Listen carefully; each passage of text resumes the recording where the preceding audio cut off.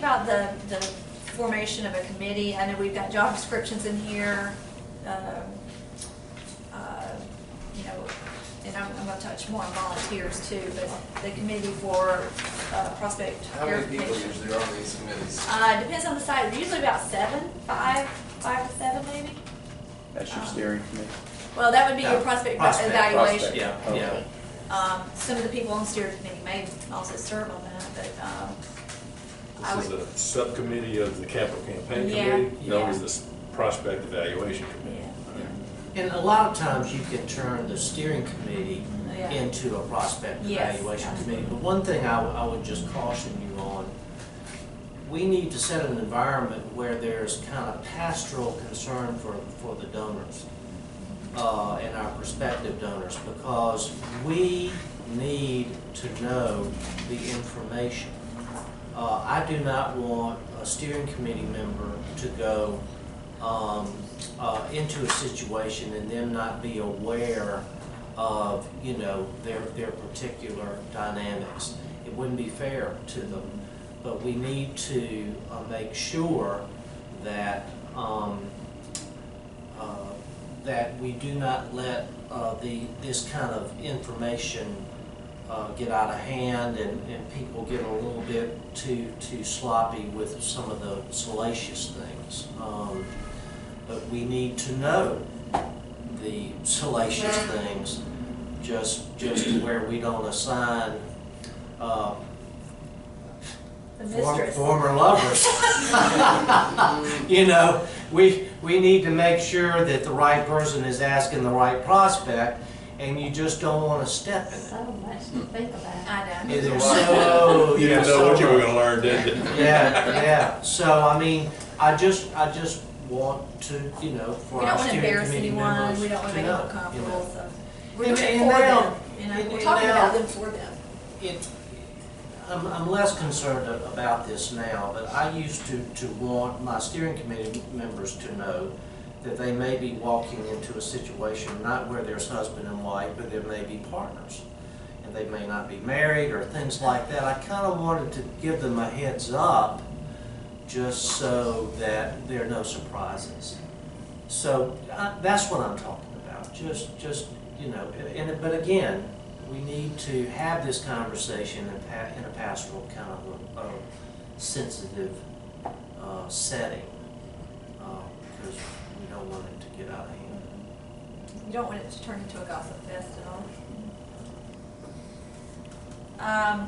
When you're thinking about businesses, corporations, researching them, you know, if your constituency, I know at the school again, going back to that, but we looked at, there's about 30% of our students, their parents work at this one plant that was in my small town.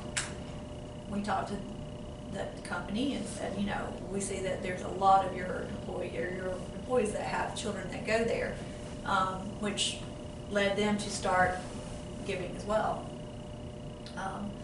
Most of the time with corporations, it's got to be a win-win. They're wanting something back for it. They're wanting advertisements. They're wanting something. So that's, you know, like the bathroom stalls I was talking about the other day. You know, naming the urinals or whatever urologist named the things. So you know, there's some give and some take there. So you know, maybe that you have to use their products in your school or in your organization, and that's something you need to think about. Maybe having your policies and procedures too. Be careful how you step in that. But research for corporations, yeah, just know what you're getting into there too. Can I have a little sidebar here on corporations? This is Fundraising 101, and I don't want to get in the weeds on this thing. But there is a difference between corporate philanthropy and corporate sponsorships. Okay? Do we get that? A corporate sponsorship is a fee that is paid for, say, among other things, marketing exposure. You know, it's kind of, you pay the fee to get so many impressions out there in your constituency's marketplace. So, Wouldn't you say that's a budgeted item in a corporate They're both budgeted items, you know, but it may be that, you know, because a corporation can't get a deduction for a gift, they get a business expense. But there can be a pool of money where corporate profits, out of corporate profits, you give corporate philanthropy. But corporate sponsorship typically comes out of a marketing budget. Yeah, yeah. So those are two kind of differences. So we want something from both. You know, You're don't saying sponsorship, and what was the other one? corporate philanthropy. Oh, just philanthropy. Yeah, Okay. yeah, and then corporate sponsorships. So one is, you know, is doing well and doing good, philanthropy. Sponsorships is a little bit more quid pro quo. You know, I'll give you a fee, you give me marketing awareness. Promote my name with your goodwill build up, your cachet that you have with your nonprofit. When you look at corporations too, you might want to be thinking about some gift in kind for a campaign, whether it's a printer or, you know, there's a lot of things that they can do that's not necessarily pledge or donation. For instance, I can remember when I was working with St. Andrew's Episcopal School in Jackson, there was a family there who owned a hotel chain, and you know, they comped my rooms, and you know, it would have been my, you know, paying the consultant's room, that was kind of a campaign expense, but they got an in-kind credit for, you know, for the purchase price of the room that they comped me. Looking at foundation research, and I think I mentioned this yesterday, look at those board members that are on that foundation board. Put those lists in front of your board members, your steering committee, who knows who, because, you know, in researching and looking at, okay, what does that foundation give to, you may not even be, you know, they may not give to whatever your services are. But if you know somebody, that's not, you know, they can still give for another reason. You know, for example, if you are a religious organization, but you're restoring a historic building, you know, they're giving to the historic, you know, structure, yeah, making sure that it's kept. So they may give to something, even though on their foundation list it says, you know, we typically don't give to religious, but you can kind of work it away. But if you have connections there, it's going to go a long way just to be able to bypass some of the red tape. So look at those. Foundationcenter.org. If you're not using that, that's a good. You can look at their 990s. You can see what other organizations they've given to. You can look and see what their, you know, if they accept proposals or if they have to ask you for one, that kind of thing. So all their little rules and regulations. GuideStar is another GuideStar. good store. Which one is that? GuideStar. God. GUIDE. Yeah, gotcha. Good stuff. You know, by law, foundations have to publicly file their returns. And in the, you know, 30, 40 years ago, they would take a lot of time and attention in taking, say, their 990 to the library, the public library. And then when GuideStar came, you know, into existence, what they would do is just email their 990 to GuideStar, and then it was all this information was instantly publicly available. I can remember Sinclair Towns for years used to publish the Georgia Foundation Directory, because we were going down to the public library and collecting all this information and transposing it into, you know, notebooks. And now it is just, you know, so easy to go online and get this information. On page 82 is a prospect evaluation or verification committee, whatever you want to call it, but the responsibilities, information about that. During the beginning of a campaign, you're going to meet a lot, but then this is one of those committees that, you know, kind of dwindle out. It is heavy in the front side. This is where I started out, page 83, volunteers.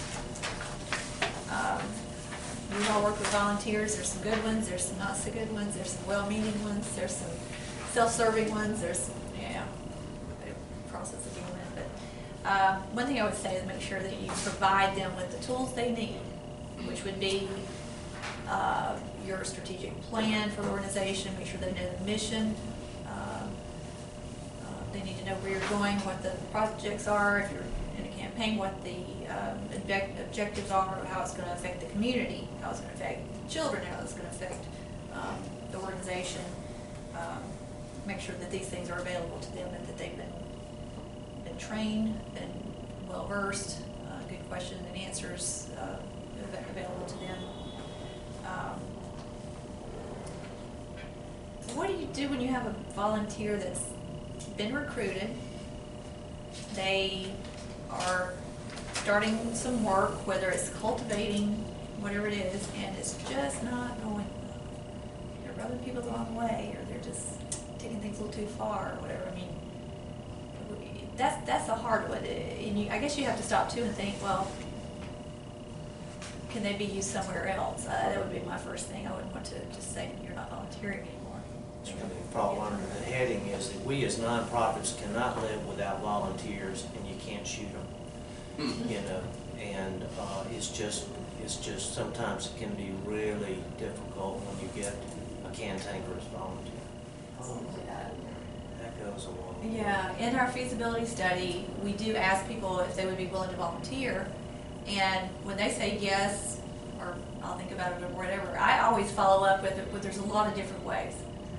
There's leadership roles, which may be chairing a committee of some sort. There's envelope stuffing. There's, you know, so whatever their talents are, their time availability, whatever their personality is, you know, they may tell you too what they want to do and what they think they're good at, and then you're also kind of evaluating what you think they're good at. So just before you ask, you know, you need to kind of see where they might be used. And I said yesterday, if they're willing to volunteer in a campaign, find them a place. Find them a harmless place if they're, you know, a little bit someone that goes off the deep end sometimes or tries to take over. There's committees that are important in a sense, but, you know, like the prayer and encouragement committee, you can't do much harm there. So, you know, just be aware of their personality and how they come across. Anticipating a problem with, there's going to be a problem with somebody, so when you introduce into the recruiting process, there may be a time when we're going to have a sit down and see if you may be better off volunteering for someone else. Yeah, that may be the case, especially if you know that there's, you know, like with us, we had a very small group of volunteers. Most of them are board members, so we already kind of knew, you know. But yes, I think it depends. If there's people that you've not had involved actively as a volunteer, and they're going to volunteer it during the campaign, then I would probably premise that and have it in the job description or have it in the, you know, expectations. I think any good contract envisions the end of the contract. Yeah. Here's how we're going to behave when this no longer works. Right.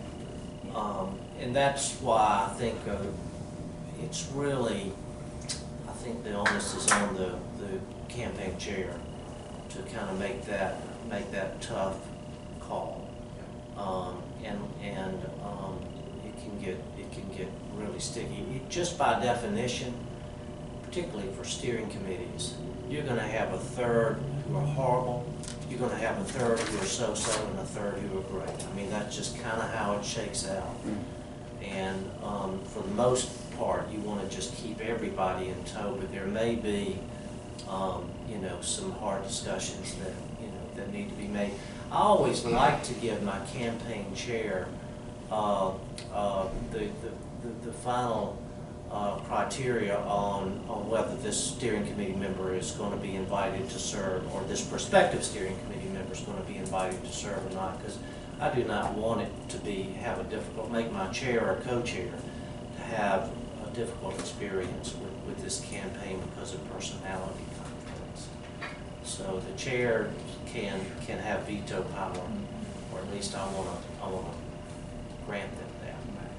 And ideally, it is the chair that is recruited first, and then, you know, they kind of help. However, in some cases, and I've got one in particular in mind, that where we're saying, we're not quite sure who that chair is gonna be. We're looking at people that already wanna volunteer. Let's kind of see who's stepping up as we start kind of getting them involved. You know, plus what their potential gift's gonna be. But it's just a different kind of situation, so we're kind of going at it a little bit differently with one of my clients. But ideally, it would be kind of come from the top, and then the chair would help definitely recruit the people, but also, you know, help choose who those people are going to be.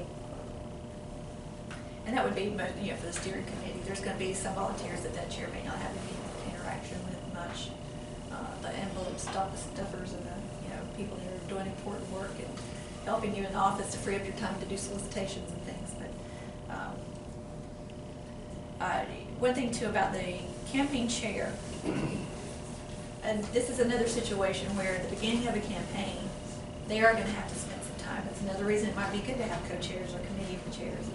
But especially on the front end, their time's going to be needed. So make sure they're aware of that. And again, if it's a group or co-chairs, you know, we can work with you on your schedule, whatever it needs to be. If they need to be involved or their name needs to be associated, we will work with you. However, somebody's got to take that responsibility, especially at the beginning of the campaign.